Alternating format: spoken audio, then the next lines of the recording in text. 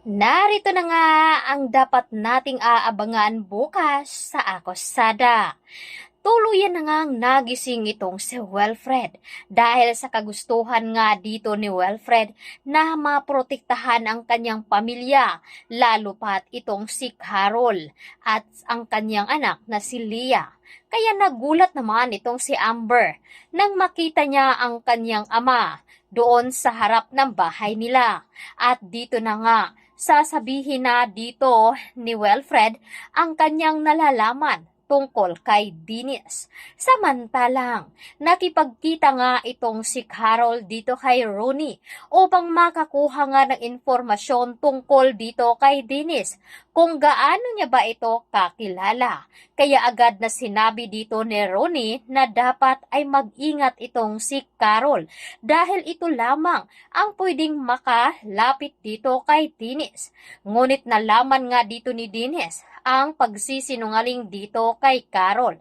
Kaya naman sa pagpunta nga doon ni Carol sa bahay nila ay dito na nga tinatanong dito ni Carol kung saan siya noong nagtatalo sila dito ni Wilfred. Hanggang sa may natuklasan nga itong si Carol sa gamit dito doon ni Dennis na ito nga ay mga gamit ni Joy. Kaya nakumpirma na nga dito ni Carol na may kinalaman nga itong si Dennis. Hanggang sa iba na nga ang nakikita ni Carol sa mga mata nito.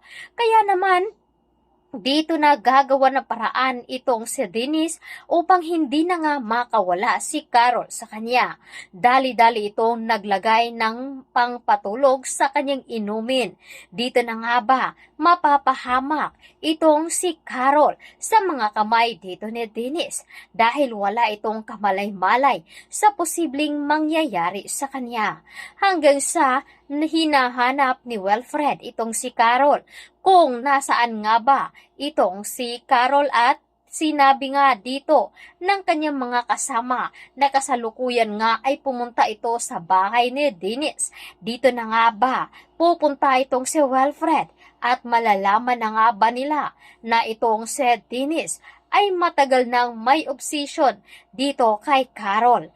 Kaya wag natin itong palalampasin at dapat natin itong tutukan sa isang linggong nalalapit na pagtatapos. Dito lamang sa Akosada. Maraming salamat sa inyong patuloy na pakikinig at panonood dito sa Commentary Review.